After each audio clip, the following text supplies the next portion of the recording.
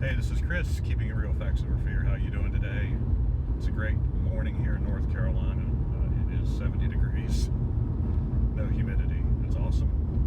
I want to talk about, well, another aspect of COVID-19. My wife went to her physician yesterday, or day before yesterday, excuse me. Blood work, the usual, and they were talking about COVID-19, and this physician said that they had COVID last year and had been sick with it for 3 weeks, and every month since then had gotten their antibody tests and have tested positive for antibodies as late as, well, this month. And so why do I bring this up? Well, I bring this up because there seems to be, I don't really know what's going on with the information coming out of the major health organizations. But what I hear a lot from when I listen to them, what I hear a lot of is, well, we just don't know. We don't know this, we don't know that. We can't make any predictions. And specifically, they're saying they don't know how long immunity is going to last in reference to the vaccine. Or even if you get it, how long are you immune from the disease, as though this is some kind of new disease that has come out of nowhere and is completely different from every other disease we've ever known. And I haven't understood it. I still don't understand it. But here is a glimpse into how this virus behaves, not the effect that it has on people. I totally agree that COVID-19 is far more serious than most other viruses that I know of, at least the ones that are communicable by air, and bodily fluids and things of that nature.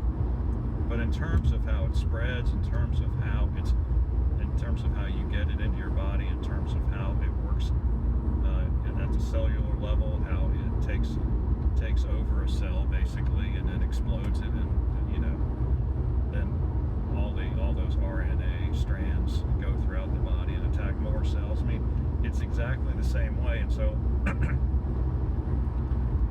it stands to reason. And now I have a little bit of proof. And granted, one person does not a scientific study make, but the fact that there is one person I know for a fact is still testing positive for COVID-19 antibodies tells me that we're not going to need to work. Well, I mean, I can go on this just as well as I can go on some talking head from Washington D.C., right? That this is going to be like measles and mumps and all these other things that we get vaccines for. I mean, I had chickenpox as a child, and I've never had chickenpox since. I had measles as a child, actually. I've not gotten measles since. I don't believe I ever had a measles shot, because everybody understands that once you get a viral infection and your body successfully fights it off, that you are immune to it. And so in that regard, this virus is just like, it behaves just like any other virus. It's just if you do get it, if you get it, the consequences could be much more severe. So I just wanted to bring that up because it's cementing in my head the idea that it's more serious, but it's nothing really terribly new. There's nothing new under the sun, right? So what do you think? I think my conclusions are correct. How do you feel the same way? Do you think that once you either get the virus or get a vaccine that